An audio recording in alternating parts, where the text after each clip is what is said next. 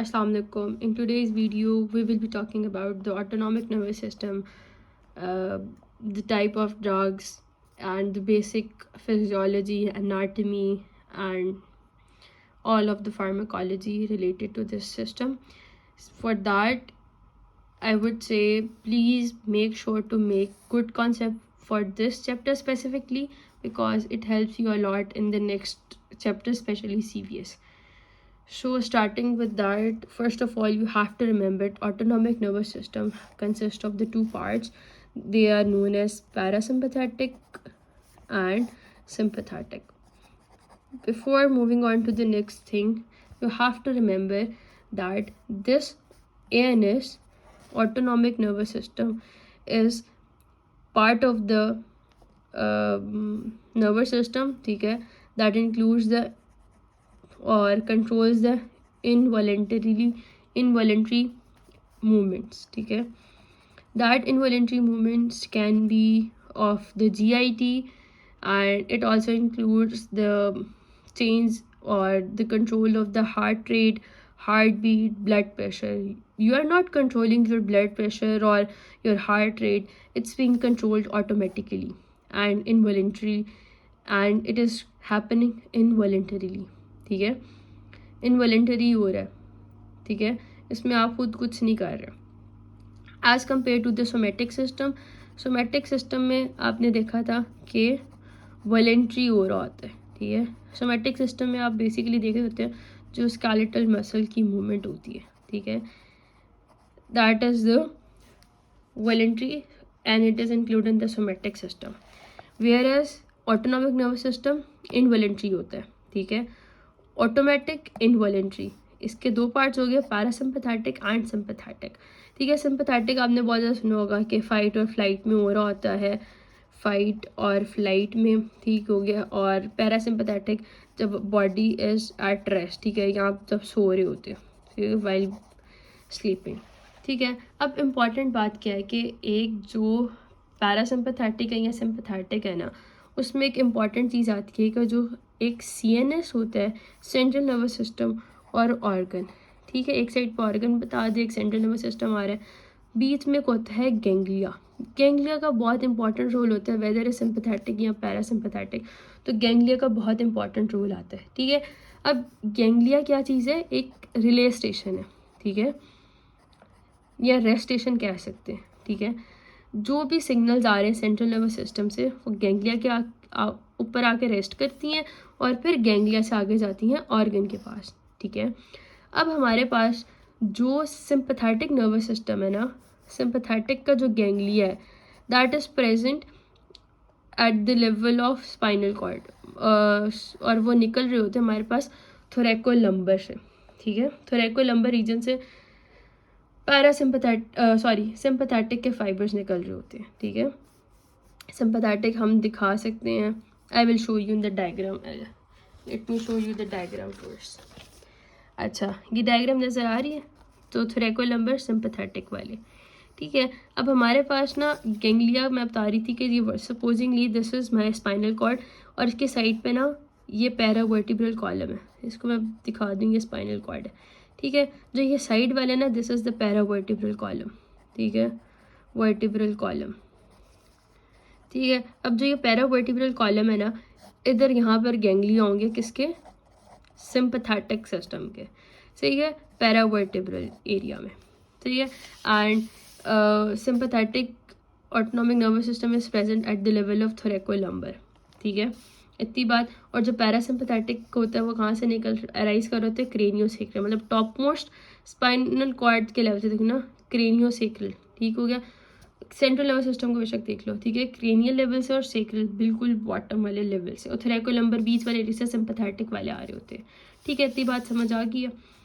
अच्छा, ये ganglia present हो गया पैरावर्टिब्रल वाले, कौन से, सिंपैथेटिक वाले. जो पैरासिम्पैथेटिक होते हैं ना, उसके गैंग्लिया किधर होते हैं, at the level of organs, ठीक है. जो उसके गैंग्लिया हैं they are at the level of organs, ठीक है. मतलब सपोजिंगली मेरे पास ये ऑर्गन भी पड़ा हुआ है, XYZ, इग्नोर द डायग्राम, आती नहीं मुझे ड्रॉ करने, ठीक है. अब यहाँ पर एक गैंग्लिया प्रेजेंट है, ठीक है, और फिर यहाँ पर गैंग्लिया प्रेजेंट है पैरासिम्पथेटिक का, ठीक है। यहाँ पर आपने पहले फिजियोलॉजी में भी पढ़ा होगा, न्यूरो एनाटॉमी पढ़ा होगा, किस तरह प्री गैंग्लियोनिक होते हैं फिर पोस्ट गैंग्लियोनिक होते हैं। I will explain them further, for now you have to remember जो parasympathetic ganglia that is present at the level of organ system, ठीक है। कोई भी ऑर्गन उसके लेवल पे प्रेजेंट है। अब हमारे पास ना कोई भी गैंग्लिया ना उससे जो पहले वाला होता है उसे हम क्या कहते हैं, प्री गैंग्लियोनिक, और जो गैंग्लिया के बाद होता है that is the post ganglionic, ठीक है। इसको प्री गैंग्लियोनिक फाइबर्स कह लो, इसको पोस्ट गैंग्लियोनिक फाइबर्स कह लो। अब you have to be a bit imaginary in the sense कि अगर मेरे पास यहाँ से पैरासिम्पथेटिक के सपोजिंगली हम बात करें कि एक प्री गैंग्लियोनिक न्यूरॉन्स निकल रहे हैं, ठीक है। अब हमें पता है जो पैरासिम्पथेटिक वहाँ पर गैंग्लिया किधर प्रेजेंट है, ऑर्गन के लेवल पे प्रेजेंट है, ठीक है। और ये अराइज कहाँ से करें, क्रेनियोसेकल से पैरासिम्पथेटिक। अब खुद सोचो कि एक क्रेनियल लेवल से आपका एक फाइबर निकल रहा है और उसने ऑर्गन तक जाना है। मेरा ऑर्गन मैं बता रही हूँ कि मेरा ऑर्गन ना इलियम है, ठीक है। अब इलियम के लेवल पे आना है तो यहाँ से यहाँ तक आने के देखो इतना बड़ा प्री गैंग्लियोनिक फाइबर होगा मेरा, ठीक है। और इलियम में इसके गैंग्लिया प्रेजेंट है, ठीक है, यहाँ से यहाँ पर प्रेजेंट हो गया। और ऑब्वियसली इलियम को सप्लाई जानी है ना, तो इसका पोस्ट गैंग्लियोनिक फाइबर यहाँ से निकलेगा, गैंग्लिया से जो आगे वाला तो पोस्ट गैंग्लियोनिक होता है। तो पोस्ट गैंग्लियोनिक क्या हो रहा है, छोटा हो रहा है, और जो प्री गैंग्लियोनिक है वो क्या हो रहा है, लंबा है, ठीक है।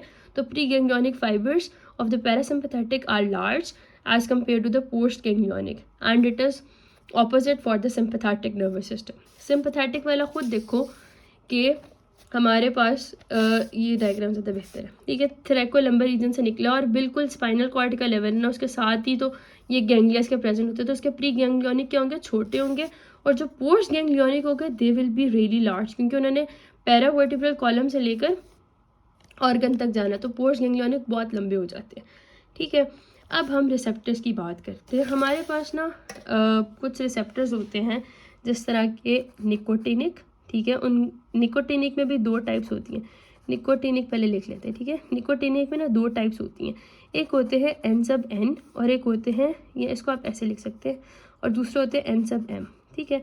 अब एन सब एन क्या कहते हैं कि हमारे पास ये प्रेजेंट होते हैं गैंग्लिया के लेवल पे, ठीक है। बेशक वो सिंपैथेटिक है कि पैरासिम्पैथेटिक है, डजेंट मैटर, ठीक है। That at the level of ganglia हमारे पास एन सब एन होंगे, ठीक है। जो एन सब एम होते हैं ना वो सोमैटिक सिस्टम वाले के लिए होते हैं, जो स्केलेटल मसल्स के पास होते, मतलब स्केलेटल मसल के लेवल पे होते हैं। ये आपने पढ़ा भी होगा फिजियोलॉजी में फर्स्ट 2 ईयर्स में, ठीक है। स्केलेटल मसल के लेवल, स्केलेटल मसल्स के लेवल पे एन सब एम प्रेजेंट होते हैं, ठीक है। ये देखो, ठीक है, एन सब एम प्रेजेंट होते हैं, और हमने बता दिया एन सब एन गैंग्लिया के लेवल पे प्रेजेंट होते हैं। फिर हमारे पास आते हैं मस्कुरेनिक रिसेप्टर्स, ठीक है। अब मस्कुरेनिक रिसेप्टर्स ना, मस्क्यूरेनिक रिसेप्टर्स, अब इन किसके 3 टाइप्स होती हैं, M1 से लेकर M3 तक टाइप्स होती हैं इसकी, ठीक है। अब ये वेरियस ऑर्गन्स के लेवल्स पे प्रेजेंट होते हैं, ठीक है, वेरियस ऑर्गन्स। जो मस्कुरेनिक वाले होते हैं ना उसको आप ऐसे कर लो कि वो पैरासिम्पथेटिक वाले होते हैं, ठीक है। जो पैरासिम्पथेटिक वाले होते हैं और ऑर्गन्स के पास जा रहे हैं they are muscarinic receptors M1 से लेकर M3 तक।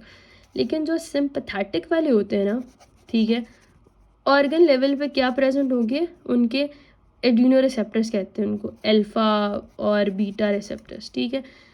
ये समझ आइए, मतलब पैरासिम्पथेटिक सिस्टम है, ठीक है, और जो ऑर्गन्स तक जा रहे हैं रिसेप्टर्स उसके वहाँ पर क्या प्रेजेंट होंगे, हमारे पास मस्कुरेनिक रिसेप्टर्स होंगे। लेकिन जो सिंपथेटिक वाला, सिंपथेटिक ऑटोनॉमिक नर्वस सिस्टम है ना, जो उसके रिसेप्टर्स होंगे ना ऑर्गन लेवल पे, वो अल्फा आ सकते हैं, बीटा आ सकते हैं, ठीक है, वो ये चीज़ आ रहे होते हैं। सही हो गया, इतनी बात याद कर लिए। हाँ, एक इम्पॉर्टेंट बात, जो स्वेट ग्लैंड्स होते हैं ना उनके जो रिसेप्टर्स होते हैं ना पोस्ट गैंग्लियोनिक वाले, ठीक हो गया, वो क्या होते हैं, एम रिसेप्टर्स होते हैं, ठीक है।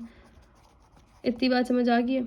अच्छा, अब जो हमारे पास निकोटिनिक रिसेप्टर्स की हम बात कर रहे थे और मस्कुरेनिक रिसेप्टर्स की बात कर रहे थे ना, इनमें एक चीज़ कॉमन है, वो क्या है, जो न्यूरोट्रांसमीटर होता है ना, न्यूरोट्रांसमीटर इनमें निकोटिनिक रिसेप्टर्स में, निकोटिनिक रिसेप्टर्स में प्लस मस्कुरेनिक रिसेप्टर्स में, ठीक है। जो हमारे पास न्यूरोट्रांसमीटर होता है ना, neurotransmitter, that is acetyl choline, that is a really really important thing, ठीक है।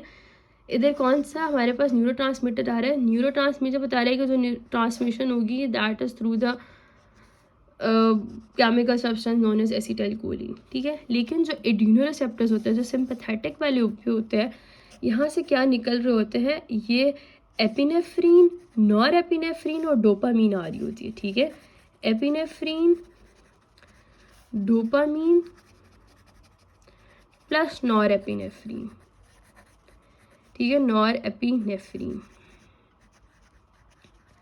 ठीक है। समझ आई बात, मतलब निकोटीनिक और मस्कुरेनिक वाले न्यूरोट्रांसमीटर जो रिलीज हो रहा होता है दैट इज एसिटाइलकोलिन। मतलब जो एन सब एन है ना, उससे जो प्री गैंग्लियोनिक वाली चीज़ आ रही होती है, वहाँ पर क्या क्या आ रहे होते हैं, एन सब एन कब स्टिमुलेट होता है, जब एसिटाइलकोलिन रिलीज होता है, क्योंकि उनके जो रिसेप्टर्स हैं they are for the acetylcholine neurotransmitter, ठीक है। तो यहाँ पर गैंग्लिया के लेवल पे क्या चीज़ हो रही है, दैट इज़ एसिटाइलकोलिन, ठीक है। लेकिन जो पोस्ट गैंग्लियोनिक है वहाँ पर एसिटाइलकोलिन भी हो सकता है, नॉर एपिनेफ्रीन भी हो सकता है, एपिनेफ्रीन भी हो सकता है, डोपामीन भी हो सकता है, ठीक है। तो इसमें देखो, अगर पैरासिम्पैथेटिक है और गैंग्लिया के लेवल पे तो सब ने सिंपैथेटिक है कि पैरासिम्पैथेटिक है, गैंग्लिया के लेवल पे क्या है, एसिटाइलकोलिन प्री गैंग्लियोनिक रिलीज हो रहा है। पोस्ट गैंग्लियोनिक जो पैरासिम्पैथेटिक है वहाँ पर एसिटाइलकोलिन रिलीज होगा, लेकिन जो सिंपैथेटिक वाला है और पोस्ट गैंग्लियोनिक है वहाँ पर नॉर एपिनेफ्रीन रिलीज हो रहा है, राइट। लेकिन